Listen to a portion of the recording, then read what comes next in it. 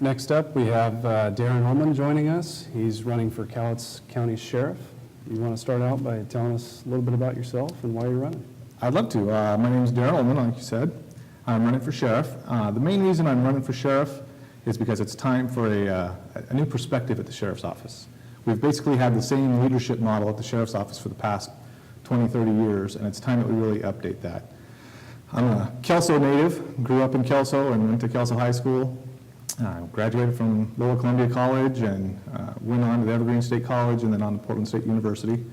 Brought my family back here after I spent about 5 years in the Army. I was in the first Gulf War, where I received a Bronze Star during the Gulf War, and I was a sergeant upon getting out of the Army. The sheriff's office is where I ended up. This is where I wanted to be. This is an important role in our community. And I thought that there would be a great place to utilize the skills that I already had from my experiences in the military and my just general life experiences. And I've done a pretty good job since I've been here. I've been pretty happy with how things have gone. And it's bringing that new perspective into the sheriff's office that's so important. And I think I'll be doing that if elected as sheriff. Right on. So going through your questionnaire and your interview, the process that we had, we talk about the past a little bit and how things have happened here in town. What would happen in the future if you were sheriff during, say, a labor dispute? How would you handle a situation like that in general? Well, I can tell you that I'm very empathetic to the entire plight. I understand it. I was the first vice president of the Deputies Guild here locally, and so I understand the importance of being able to speak your mind and being able to have that collective voice. With that, knowing what I know now, we learned a lot of lessons. We've learned a lot about understanding each other and about talking. It's pretty much as simple as that. So I would absolutely open up my door to all involved, and let's talk about things before they ever escalate to a certain level that none of us want it to be at. So it's important that we communicate, and communication, I think, would be the key. And again, it's not that I don't understand. I understand the plight, but it's also important that I keep the peace in the county and open up those communication lines really early. Rick? Yeah, I appreciate what you said there. And when we went through the questionnaires, and this was one thing that really stood out to me. I understand peace needs to be kept, but it's how it's kept sometimes that what it gets down to.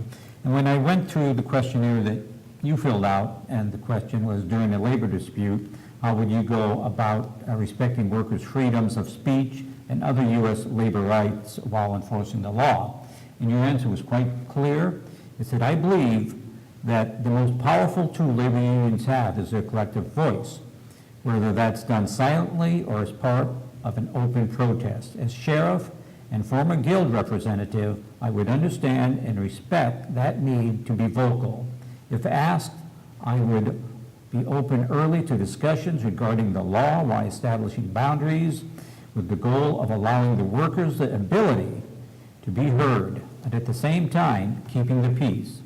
However, if laws are broken, I have taken an oath to uphold the laws and the Constitution of the state of Washington and the United States, and I will enforce those laws. To me, that was an excellent, excellent answer. And then when I looked at your opponents, and it was the same question, he responded by saying, labor laws are quite clear as to the rights and responsibilities of each party in a labor dispute.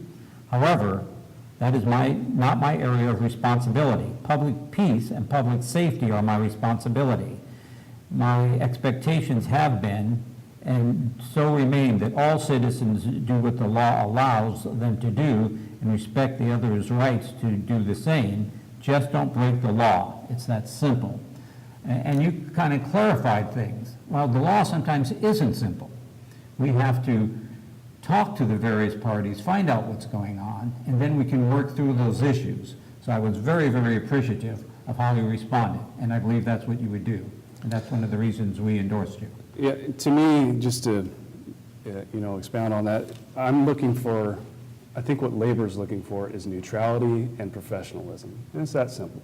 And I think that you have answered the question correctly, and I like what you had to say. And that's exactly what I feel, and it's very much in line with Sheriff Lucas in Clark County. And I agree with what he said. He wrote a public statement stating very similar to what I wrote. And that, we have to respect the person's rights and a person's rights to speech or whatever it may be. And we can't just throw down a blanket and say that that's it, it's the only way it's going to be done. That's not how it works. We have to talk. We have to understand everybody's boundaries. We have to understand what everybody can and can't do, and keep neutral. The sheriff's office, that's the main reason why I'm running as an independent, because it's important to me that the sheriff's office be a neutral position. We shouldn't be burdened down by partisan politics at all. So it reflects in what my answer there was, and it also reflects in everything that I'll do as sheriff. Do you have anything you want to close with? Any closing statements?